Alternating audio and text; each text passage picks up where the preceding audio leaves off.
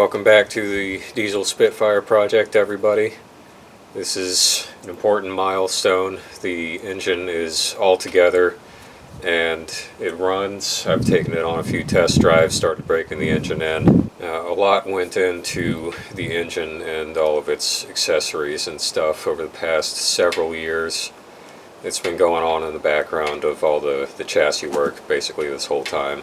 So I thought I'd just run you through each of the systems and show you some of the work I did on various components. We'll start out with a quick recap of the engine rebuild. It looked like it was in pretty decent shape to start out with. This engine's got almost 300,000 miles on it. You can still see the cross-hatching in the cylinders. Still, this is going to be my everyday car someday, so I wanted to start with a reconditioned engine. I blasted the block, attempting to mask off the internals, and painted it Oldsmobile bronze. Did a valve test by pouring acetone into the ports and found two that leaked. I lapped those two and left the others alone.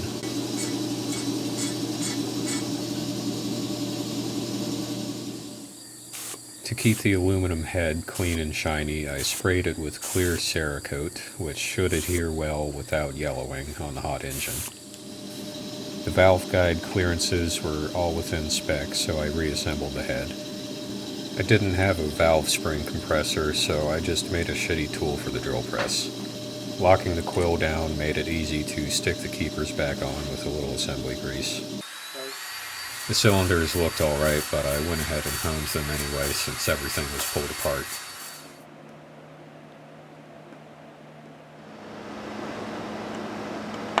Pistons went back in with new rings, then the main bearings and rod ends got new shells. Looking back, this should have been pretty straightforward. It certainly wasn't difficult. But I was constantly like, do I really need this new set of bolts or that particular seal, then changing my mind and ordering more parts that I had to wait another week for. So for anyone watching, when you have an engine apart and you start going, do I really need, stop and remember the answer is yes. It's always yes. Just get all of the things. Shit costs money, but it will save you a lot of trouble just doing everything at once before you're actually relying on it to get you anywhere. So here is the complete rat's nest of hoses and tubes and shit of the engine bay right now. Over at the passenger side of the car here we have the turbo and intake system. Got the stock VNT-15 from the original Jetta. That's a variable nozzle turbine. That is actuated by this little vacuum guy here. Moves this arm back and forth. In the original car there was computer control involved with that, but obviously I'm getting rid of all the electronics. So I found this little doodad that's supposed to mechanically control the turbo. It's just a series of springs and needle valves, I guess. Over here on the compressor side of the turbo, we've got this reducing elbow coming up to a 2-inch hard pipe. It goes down to the 2-pass intercooler, so the flow goes out and back, just so both ports can be on the same side. Another hard pipe up here to the modified intake manifold. The original intake was bulky and would have gone straight through the hood, so I cut off most of it and built up a new compact transition piece. I'm kind of assuming that with pressurized air the shape of the intake doesn't matter that much. Cut the anti-shutter valve free of that assembly and welded it onto this hard pipe here. In the stock configuration, that would close when you shut the engine down just to keep it from continuing to chug along, because it's, diesels aren't throttled and they will just kind of keep turning for a little bit, which, wouldn't really bother me on its own, but it is possible if your turbo springs a leak or something for it to ingest the engine oil and actually run off of the engine oil instead of fuel. Because you can't shut off that flow, you've got no way to shut off the engine unless you choke off its air. So one of these days I'll need to get a pull cable plumbed up to this so that I can shut off airflow from inside the cabin if it runs away. So one of the additional complicating factors about sticking this engine in this car, in which it doesn't belong, is its overhead cam, so it's significantly taller than the original engine. In fact, if I had stuck with the original Spitfire hood, it would have interfered, but the plan was always to use a GT6 hood, which has this bump in order to clear the straight six from the GT6. Goose. I've actually gotten a hold of two of these, but they're both clapped out pieces of shit in their own way. I can't even assemble one good one between the two of them. So I'm going to pick whichever one of these is worse and cut the bump out and splice it into the Spitfire hood eventually.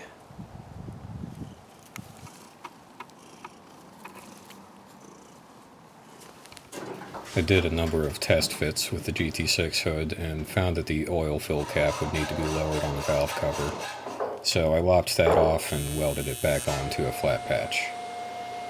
With that taken care of, everything important, like the timing cover and ejection pump, had clearance. I even managed to keep that long-ass intercooler from hitting anything. Over here on the passenger side, you might notice there is no longer a battery or battery box over here. The original box was a little inadequate for the kind of battery needed to start this engine, and always intended to move the battery to the trunk anyway. So I just put a plate over the hole. I did try and revive the battery that was in the Jetta, but when I put it on the charger, it literally started screaming.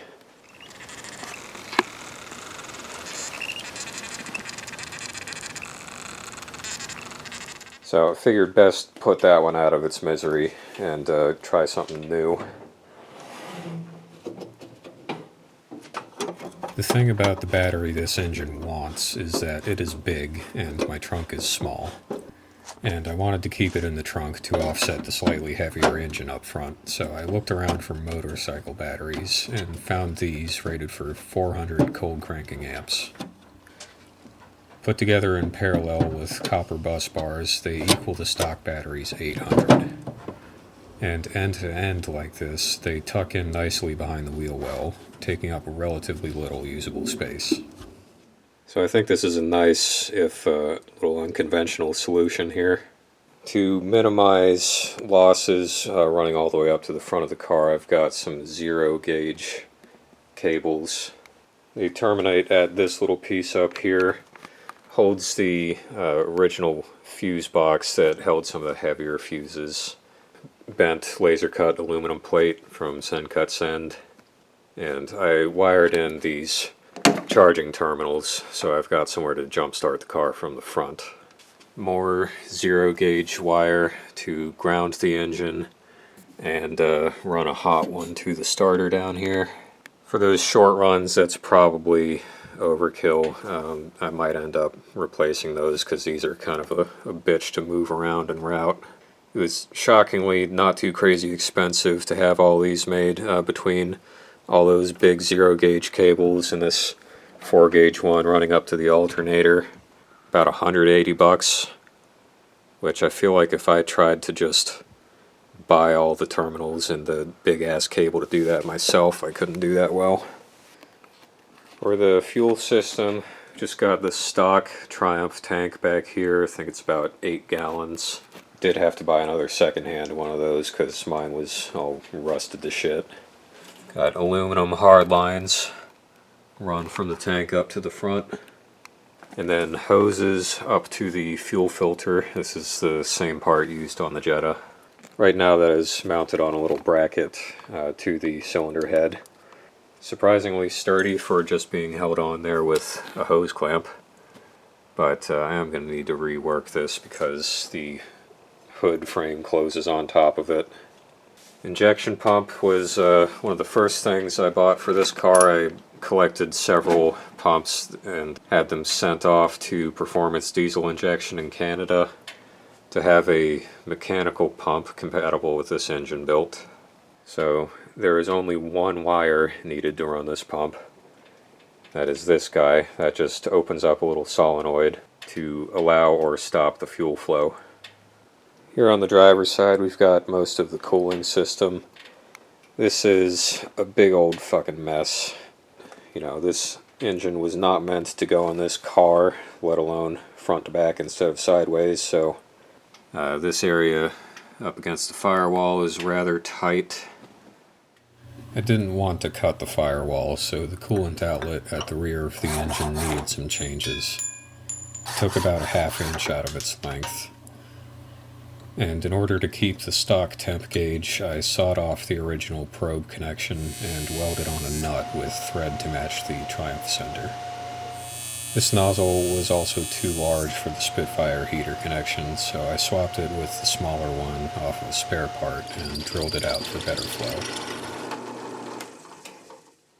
Now, because this engine was meant to be sideways in the car, the coolant ports aren't actually in ideal spots for running to the new front of the car. Shocker. So I've got hard pipes for as much distance as I can cover. Hoses would just flop around too much, be harder to manage. Mix of new rubber elbows and a couple of the 20-something-year-old ones off of the Jetta when they were useful. This radiator, like the intercooler, is a 2-pass one, so both ports are on the same side. So this is some eBay special older VW radiator, supposedly 40% more efficient than stock, whatever that is. Both the intercooler and the radiator have welded on feet with rubber mounts for a bit of vibration damping. 2 spots at the bottom and a third at the top in the middle, linked up with additional rubber dampers by this piece of bent steel, hard mounted to the chassis. So in this very harsh vibrating car, does allow a little bit of flexibility, but they are fully constrained. One more thing on the driver's side here, in the stock arrangement, there was this big old aluminum casting, came up to like here, that had an oil filter housing and an oil cooler down here that would have interfered with the steering column. So there are a number of places you can get these remote mount kits that just give you a place to plumb for the oil. In order to move the oil filter and or cooler to a different location, I did want to keep the oil cooler, so I got this mount for a spin-on filter and just kind of sandwiched it in between the mount and the filter. Now, the last and most complicated part of this engine bay is the accessory drive. The accessory drive might be the most unconventional part of this whole setup, if you can believe it. Quick rundown of the design constraints. The accessories can't go in front of the engine or they'll hit the radiator. The radiator can't move or it will hit the hood. Accessories can't go above the engine or they'll hit the hood. They can't go beside the engine or they'll hit the hood. Well, what do we need to find room for anyway? This car doesn't need power steering, but it does need an alternator. Radiator fan has to fit in there somewhere. And while no Spitfire I've heard of has air conditioning, damn it, mine is gonna. Nothing worse than being forced to put the top up in summer rain, making the car a ball steam sauna. So as I saw it, there was only one solution, which was convoluted enough that I did the whole thing in CAD. Stick the AC compressor and alternator between the frame rails and face them back at the engine. This would need a double-sided belt so it could wrap the drive pulley around the top and turn the accessories the correct direction. Both parts are configured as tensioners for maximum adjustability. This arrangement needs another pulley on top, so it might as well drive a mechanical fan. Oh, and the drive pulley will need to be on a standoff since the normal position is blocked by the steering rack. It's a mess, but, you know, this engine is not supposed to be in this car. I don't like having that lever arm for the tension of the belt to yank down on, but I think it'll be okay. Just might be a good idea to replace those mounting bolts every 50,000 miles or something. There's a bunch of little stuff I'm leaving out. More of the engine going in and coming back out than I remember, and lots of setbacks that I'll just make myself mad thinking about. Mostly due to my own mistakes or oversights, I delayed the first start by months and cost myself a bunch of extra money. My God, the money. Early on, I kept a spreadsheet of expenses to come up with a total at the end of this. Then one day I walked out of a store with $80 in hoses and thought, you know what, I don't want to know.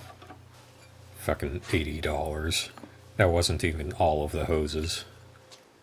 My dad's been a big help with the machine work he's done for this project. Without him making parts, this would have been a lot more expensive and difficult. He's got a playlist of Spitfire work on his channel. If you want to see some of those, I'll put a link in the description.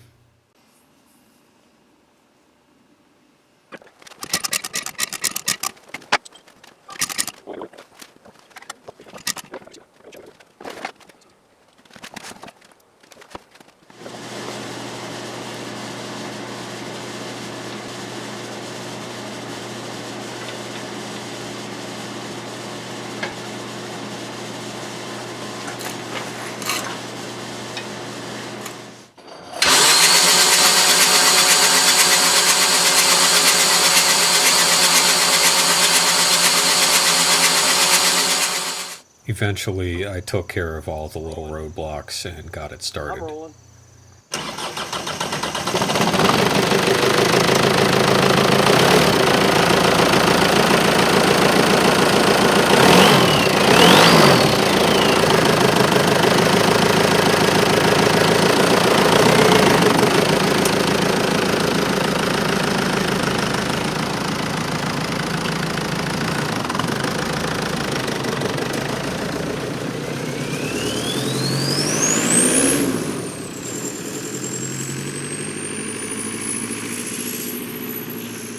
The rebuild is fresh, so I can't drive it around like normal until it's time to switch out the brake-in oil.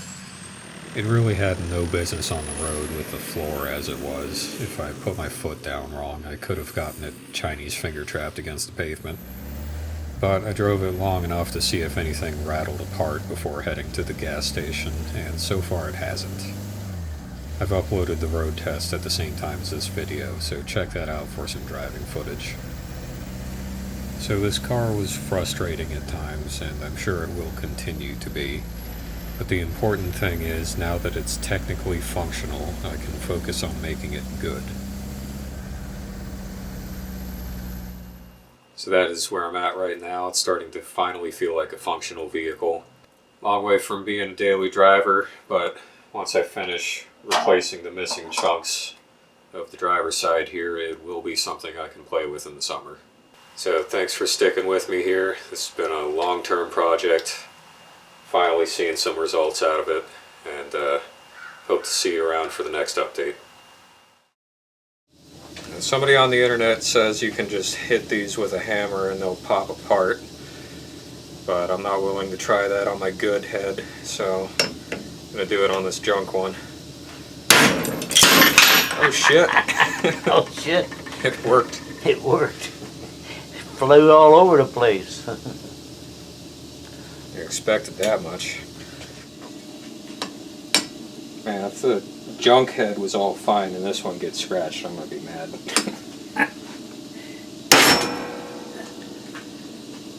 It sucked it off in the tape. Good. Should be another thing down there. Oh, it's inside there. There you go. How's it look? Looks good.